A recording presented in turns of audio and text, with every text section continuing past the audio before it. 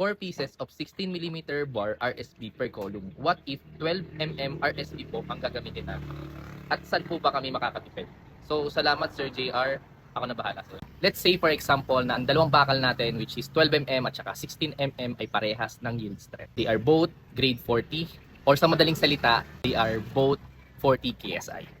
Ang goal natin dito ay dapat equal ang area ng 16mm diameter sa area ng 12mm diameter. Cross-sectional area ng isang bakal ay pi over 4 times its diameter which is 16 squared. Then multiplied lang natin to sa total ng bakal which is 4. Bilang side naman yung area ng 12mm diameter which is pi over 4 times its diameter which is 12 squared. Multiplied lang natin ito kung ilang bakal which is yung unknown natin which is n. Para makuha yung n, solve lang natin to which is pi over 4 times 16 squared, we will give us 803.84 square millimeter. Kabila naman which is pi over 4 times 12 squared will give us 113.4 square millimeter. At i-times lang natin to sa unknown. Para makuha natin yung number of steel, i-divide both side lang natin by 113.04 square millimeter. Tsaka dito rin sa kabila, 113.04 square millimeter. Then cancel. 103.4 divided by 113.04 will give us 7.11.